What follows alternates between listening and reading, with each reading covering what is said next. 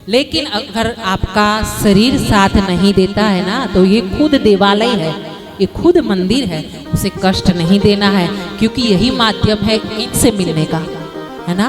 तो फिर क्या करना है, फिर बढ़िया से भोजन पाओ, बाल भोग, राज भोग, सकड़ी भोग सब खाओ, और फिर चाय देवी नमस्तुभ्यम सब करके भी आ सकते हैं, है ना।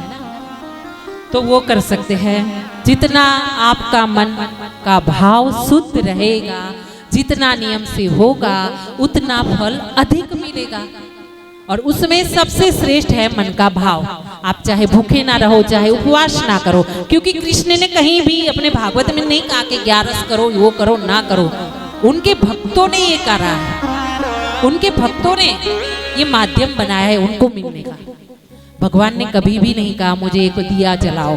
क्यों उसको दिया कौन दे सकेगा, जिसने हमारे लिए सूरज दादा को दे दिए, ऊपर में सूर्य नारायण को पूरे दिन प्रकाश देते हैं। घर में अगर ज्योत भी ना जले तो घर में प्रकाश रहता है। उनको हम क्या एक दिया जला के खुश कर देंगे? हाँ, जिसने हमारे जन्म से पहले माँ के थान में दूध रख दिया, खाने की व्यवस्था उसको चिंता थी कि जब जाएगा जन्म लेगा इतना सा रहेगा, खाएगा क्या, मुंह में दांत तो नहीं रहेंगे बूढ़े के जैसे, फिर खाएगा क्या। उसने चिंता की, दूध की व्यवस्था की, और दूध भी इतना हल्का मीठा शुद्ध, तकलीफ ना हो बच्चे को, है ना, जब तक माँ गटर पटर ना खा ले। अब बोलिए, और हम क्या करते हैं, जब माँ के गर्भ में बच्चा 9 महीना रहता है ना, जब तीसरे चौथे 5वें महीने में उसको प्राण आते हैं बच्चे को गर्भ में, तब बच्चे से भगवान की बात होती है, भगवान उनसे बात करता है। बच्चा बोलता है भगवान ये गंदगी से निकालो, अब गंदगी नहीं सही होती, आप निकालो, हम आपके चरण पड़ रहे हैं, प्रणाम कर रहे हैं। हम बोलेंगे जाकर के धरती पर कि हाँ ऊपर कोई एक है जो दुनिया चला रहा है, हम सबको चला रहा है, बना रहा है, मिटा रहा है, पोषण कर रहा है, पालन कर रहा है, सबका बिगड़ी वही बनाता है। वो हम जाकर के धरती पर सबको बताएंगे, आपका प्रचार करेंगे, आपके नाम स्मरण करेंगे, सबको बताएंगे कि भगवान के सिवा किसी भी में मन लगाया, सुनिएगा गौर से, भगवान के सिवा अगर कहीं भी मन लगाया ना, पश्चाताप के सिवा कुछ नहीं आएगा। जैसे धुएं में हाथ डालो, धुआं हाथ में नहीं आता, है ना।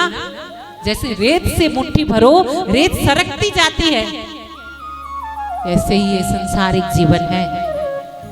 धुआं में हाथ डालो, कुछ नहीं आने वाला। एक वो है, उसके सिवा कुछ भी नहीं। हम हैं, वो भी वो है, आप है, वो भी वो है, क्योंकि सब में वो समाया है।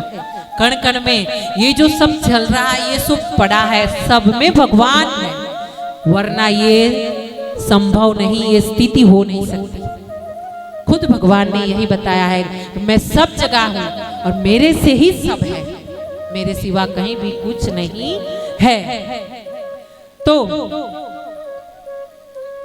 भगवान को सब जगह साक्षी मान करके उनका पूजन, पाजन, नाम स्मरण करना है। यहाँ पे दिया गया है 9 प्रकार की भक्ति: श्रवणम, कीर्तनम, विष्णु स्मरण, पाद सेवनम, अर्चनम, वंदनम, दास्यम, सख्यम, आत्मनिवेदनम। ये 9 प्रकार की 9धा भक्ति जो सबरी बाई ने की थी भगवान की। हाँ, पूरा जीवन निकल गया। हमारे रमेश भाई जी जब सुंदरकांड में बोलते थे ना, तो बताते थे पूरा जीवन निकल गया सबरी का। बच्ची थी एकदम नीची जात की, और उसको गुरुजी ने बताया, क्या बताया, कि तुझे एक दिन राम जी मिलेंगे, आकर के मिलेंगे, तुझे कहीं जाने की जरूरत नहीं है, बस तू अपना कर्म कर, उनको याद कर। और सबरी का पूरा जीवन निकल गया, बूढ़ी हो गई माँ, सबरी माँ बूढ़ी हो गई, और उस समय फिर भगवान जी आए।